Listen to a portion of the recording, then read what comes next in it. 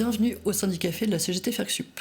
Jean-François, tu es maître de conférences émérite en philosophie de l'éducation à l'Université de Bordeaux, membre de l'UMR Sciences, Philosophie, Humanité à l'Université de Bordeaux-Montaigne et membre associé du laboratoire de recherche en philosophie pratique à l'Université d'Égée en Grèce.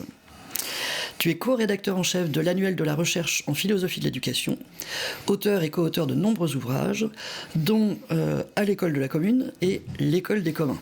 On reviendra sur ces deux titres. Et je voudrais signaler que tu as aussi eu des mandats syndicaux à la CGT FercSup au niveau de ton université et au sein du bureau national. Merci d'avoir accepté notre invitation. Merci à vous. Bon, pour commencer, tu as beaucoup travaillé sur l'école de la commune. Est-ce que tu peux nous expliquer un petit peu ce que c'est et quelles sont ses particularités ? Alors l'école de la commune, c'est une expérience très rare où le mouvement ouvrier a pu lui-même prendre en main la direction d'une école et de l'école publique et forger une école pour tous selon ses propres principes. Parce que la commune, c'est avant tout l'évanouissement de l'État, subite, suite à un soulèvement populaire tout à fait pacifique d'ailleurs. L'État s'est retiré de Paris, les ministères se sont vidés et il a fallu administrer la capitale au niveau de l'hôpital, au niveau de l'enlèvement des ordures, au niveau de l'approvisionnement et mettre en œuvre un projet scolaire. La commune a donc un projet scolaire et il a quelques éléments républicains, puisque, par exemple, c'est la première vraiment expérience de laïcisation au niveau d'une grande catégorie de population. Donc la commune, dès le 2 avril 1971, laïcise complètement l'enseignement. Dans certains arrondissements, le rend gratuit, y compris au niveau du fourniteur scolaire, et tente de mettre en œuvre des cantines gratuites pour les enfants de prolétaires qui, à l'époque, avaient beaucoup souffert du siège suite à la guerre de 70. Donc ça, c'est le côté républicain, c'est la première vraiment école républicaine. C'est aussi une école socialiste au sens du 19e siècle, puisqu'elle met en œuvre, cette école, des principes liés, dont on reparlera peut-être un petit peu après, liés aux pédagogies ouvrières. Elle réclame, par exemple, une éducation intégrale, c'est-à-dire une éducation qui ne sépare pas les disciplines intellectuelles d'un côté et de l'autre côté les disciplines manuelles. Avec l'idée que c'est aussi important d'apprendre à travailler de ses mains que d'apprendre à travailler avec sa tête, pour le dire comme ça, et que d'ailleurs les deux sont liés, et qu'on va bien vers la science en partant de la pratique des métiers, des différents métiers. Donc c'est une école atelier aussi qu'elle tente de se mettre en place. C'est ce que faisait Louise Michel, par exemple, qui n'enseigne pas pendant la commune, mais qui a enseigné avant. L'école atelier, c'est une école où on apprend en faisant, et non pas en recevant des leçons comme on pouvait le faire à l'église, par exemple. Voilà en gros ce que nous a légué l'école de la commune. D'accord. Et tu as évoqué le terme de pédagogie ouvrière. Tu peux nous expliquer un petit peu ce que c'est, ou par rapport à l'éducation populaire, et peut-être par rapport à l'enseignement traditionnel en fait ? Alors les pédagogies ouvrières au pluriel, qui sont un peu distinctes des pédagogies socialistes, elles nous permettent déjà de tenter de nous souvenir de quelque chose d'extrêmement important, c'est que le 19e siècle en France, c'est un grand siècle pédagogique. On parle beaucoup de l'école républicaine après, mais qui a été forgée un peu contre ces pédagogies ouvrières, contre cet élan populaire en direction de l'éducation et de l'instruction pour tous, puisque auparavant, il y a très peu d'enfants qui sont scolarisés, et quand ils sont scolarisés dans le premier degré, ils le sont sous la direction de l'Église, en gros. La direction de l'Église, surtout depuis la loi Fallot en 1859. Et donc, ce que font les pédagogies ouvrières, mais depuis les années 30, c'est de tenter de répondre... 1830, bien évidemment, oui. C'est de tenter de répondre à une question simple. Pourquoi laissons-nous nos adversaires éduquer nos enfants à notre place.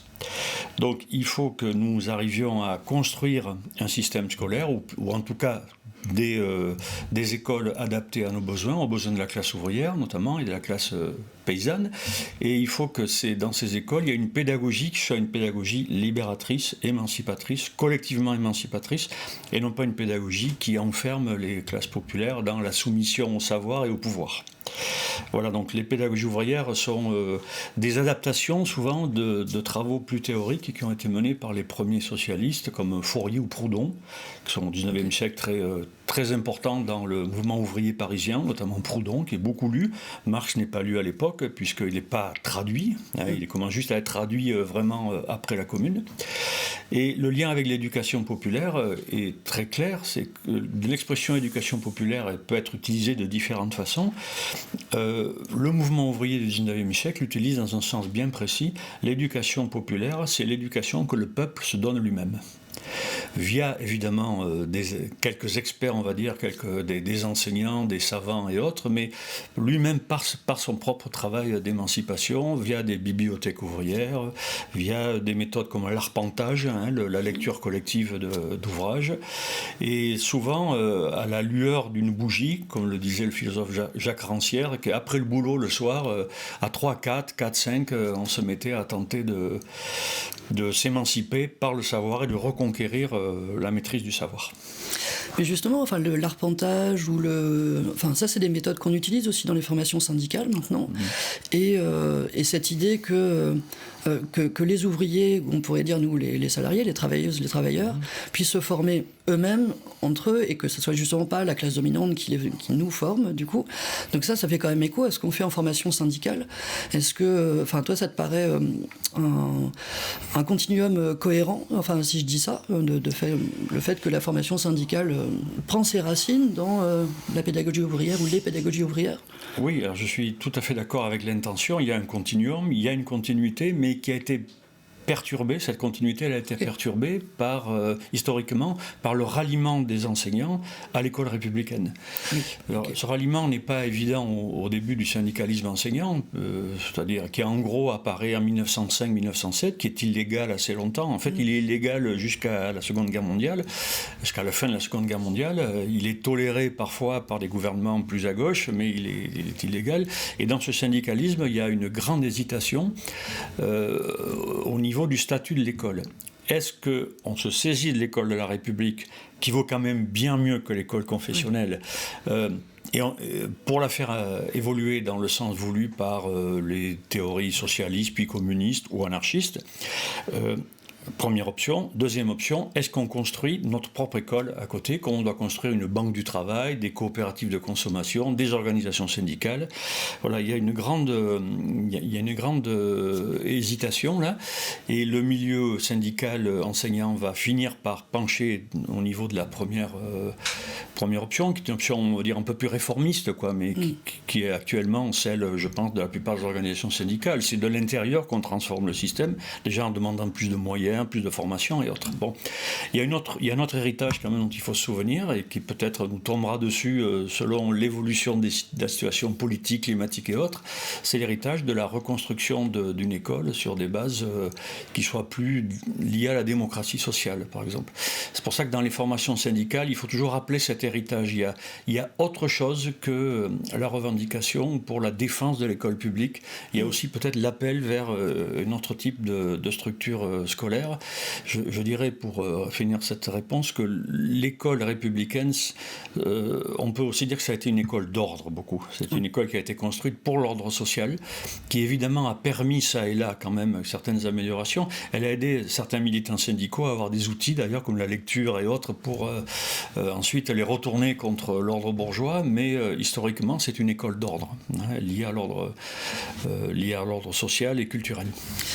Et du coup, il y a d'autres exemples ou ailleurs, peut-être dans le monde, où il y a d'autres choix qui ont été faits ou des expérimentations qui ont été faites? Oui, bien évidemment, oui, mais elles sont assez peu connues, comme l'histoire de la Commune, qui est extrêmement peu connue dans notre pays, alors que ça s'est passé ça s'est passé à quelques kilomètres de l'endroit où nous sommes, à Montreuil, par exemple. Et nous sommes tout à fait ignorants de cette école, évidemment, parce que l'histoire, c'est l'histoire des vainqueurs, souvent. Et c'est un peu la même chose pour des expériences actuelles. Alors, je peux en évoquer deux. Je voudrais évoquer ici des expériences de masse, on va dire, des expériences d'écoles communes, pas des expériences privatives. C'est bien qu'on peut faire toujours mieux en pédagogie. Souvent, on le fait pour une petite catégorie d'enfants. avec des pédagogies Montessori, Steiner ou autres, mais on fait une école privative souvent. Une école commune, on va dire, c'est une école qui n'est pas soumise à l'État, mais qui est vraiment administrée directement par les populations. Alors on a 2 exemples actuellement, mais qui sont des exemples qui sont dans des contextes violents. C'est l'exemple du Chiapas. Hier encore, j'ai pas mal travaillé avec un de nos collègues qui est sur place, qui a fait sa vie sur place d'ailleurs, et qui est un spécialiste des pédagogies zapatistes, et qui nous explique comment les zapatistes ont reconstruit l'ensemble de la vie sociale, culturelle, économique, autour de leurs besoins et autour des notions d'égalité et de souveraineté populaire, et donc comment ils font école. Donc il y a là quelque chose de très, très important qui se fait, qui s'inspire bien évidemment de pédagogie importée. Alors le français Célestin Freinet d'ailleurs est assez présent là-bas comme référence, mais également le brésilien Paulo Freire, la pédagogie des opprimés bien sûr. Mais cette école est assez inclassable quand même, parce qu'elle tente vraiment de répondre aux besoins des populations, et à partir de ces besoins très simples, par exemple les cultures vivrières, part ensuite vers une compréhension plus élargie du monde, notamment la critique de l'agro-industrie et autres. Voilà. Et l'autre exemple auquel je pense, sur lequel j'ai un peu moins d'informations, mais je suis en train de travailler là-dessus, c'est l'exemple des écoles, des 2000 écoles qui sont administrées par le mouvement des travailleurs sans terre au Brésil, le MST, comme on dit. Alors, l'acronyme n'est pas très judicieux en français, mais bon. Et ce mouvement, qui est un mouvement de lutte très ancien, administre lui-même ses propres écoles avec un concept qui s'appelle l'éducation de terrain. L'éducation qui part du terrain et qui ne conduit pas directement les élèves vers des choses qui ne sont pas autour d'eux, et qui essaye là aussi de faire la part belle aux cultures locales, aux cultures d'origine, mais aussi à la mémoire des luttes. Dans les 2 cas, la mémoire des luttes est enseignée et les pédagogies y sont très critiques. La pédagogie est un outil de transformation du milieu social et non pas d'adaptation de l'enfant au milieu tel qu'il est. C'est un outil de transformation. Voilà, c'est ça que nous apprennent ces 2 expériences. D'accord, mais donc tu dirais que l'école de la République qu'on a connue en France, tu disais c'était une école d'ordre, donc justement il n'y avait pas cette idée d'une pédagogie très critique et tout ça, enfin c'est ça ce que ça veut dire ? Alors ça veut dire ça en partie. Alors quand j'en parle, notamment quand j'interviens devant les organisations syndicales, CGT, mais ça peut m'arriver d'aller dans d'autres organisations, mais pas n'importe lesquelles évidemment, auprès des enseignants, c'est une idée qui passe de manière mitigée un petit peu, parce qu'on aime bien notre école de la République. Donc, moi qui suis issu de milieux très modestes, je sais ce que je dois à cette école, qui était en gros gratuite et qui a mis à disposition un certain nombre de contenus culturels et de possibilités d'épanouissement, pour le dire comme ça. Mais je n'oublie pas que dans ma classe de cours préparatoire, par exemple, pour un qui est arrivé à être enseignant-chercheur, les autres ont reproduit les destinées sociales, évidemment de manière de plus en plus cruelle d'ailleurs. La France est un des pays européens les plus cruels en termes de sélection et en termes de reproduction des inégalités sociales. L'école a été voulue pour ça d'ailleurs. Juste un exemple, l'école de Jules Ferry, que l'on dit qui fait la gratuité, etc. Non, l'école de Jules Ferry, elle sépare vraiment le premier degré du second degré, et elle sépare très clairement des parcours scolaires. À l'école de Jules Ferry, si tu es enfant d'ouvrier, tu vas gratuitement à l'école, bien sûr, publique, une école très impositive souvent, et à 12-13 ans, ça s'arrête et c'est terminé. Si tu es gosse de riche, tes parents payent, et tu vas au lycée directement dès le cours préparatoire. Okay. Dans les petites classes de lycée, et là, on prépare l'élite de la nation, etc. Donc, c'est pas du tout une école de l'égalité, l'école Jules Ferry. Là où l'école de la République montre son bon côté, car ça apparaît, c'est lié aux militants pédagogiques, aux militants syndicaux et tout simplement aux travailleuses et aux travailleurs de l'enseignement et de l'éducation qui, par leur auto-formation, par les formations syndicales qu'ils peuvent recevoir, par leur lecture, ont tenté de l'intérieur de faire bouger cette école. À l'image, par exemple, d'Élise et Célestin Freinet, mais qui, comme par hasard, on dirait-on, ont dû quitter l'école publique parce que leur travail était trop dérangeant pour l'ordre social. Et donc, dans ton champ de recherche, comment ça s'exprime aujourd'hui le besoin de transformation scolaire ? Alors mon champ de recherche, qui est la philosophie de l'éducation, on va dire, c'est un champ qui historiquement a été habité par des débats un petit peu généraux et qui s'appuie sur les grands auteurs, quoi. Qu'est-ce que l'autorité, qu'est-ce que le savoir, un débat très général.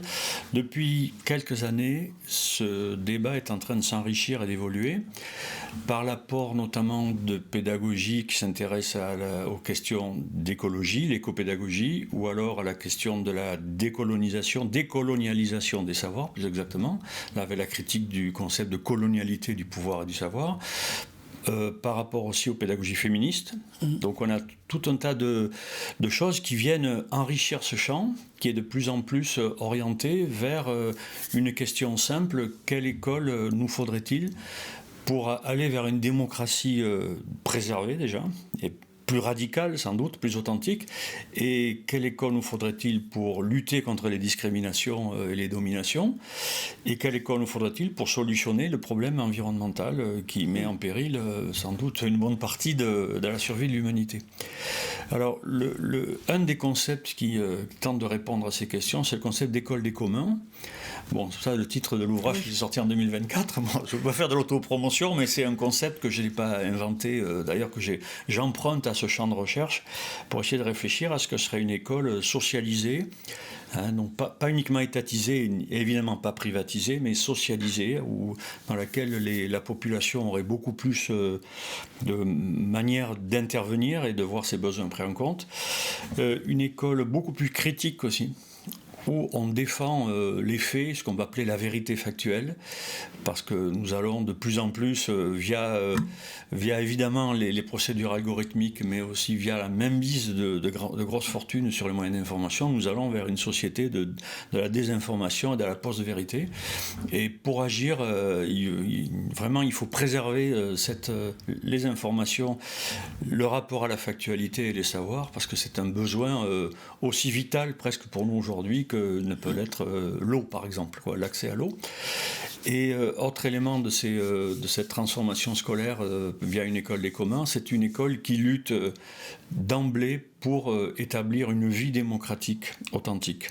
C'est-à-dire qu'on ne dit pas aux individus, on ne va pas dire aux individus qu'on va les préparer à la citoyenneté ultérieure, mais que pour ça ils doivent obéir avant et être sélectionnés, être notés. Au contraire, c'est une école qui construit une vie scolaire authentiquement démocratique et dans laquelle aucune discrimination, aucune nomination n'a voix au chapitre. Voilà, on essaie de réfléchir un petit peu à ça. Autant vous dire que le ministère ne s'intéresse pas à ce genre de travail. Voilà, je suis désolé Solveig, mais c'est de dire ça, mais tu t'en doutes sans doute. Oui, certainement. Oui, et je pense que pour beaucoup de gens, ça paraît totalement utopique en fait, parce que c'est vrai qu'on est très formaté quand même sur cette histoire d'école de la République, enfin, voilà, on a cette habitude-là, quoi. Et du coup, oui, cette idée d'avoir une école beaucoup plus, pas juste être formatée, mais pour réfléchir, et voilà, une école beaucoup plus socialisée, voilà, c'est le terme que tu employais. Ça, est-ce que ça peut se transcrire aussi au niveau de l'enseignement supérieur, du coup à l'université ? Alors, bien évidemment, si on prend école, notamment au sens le plus large possible, système scolaire, incluant l'université.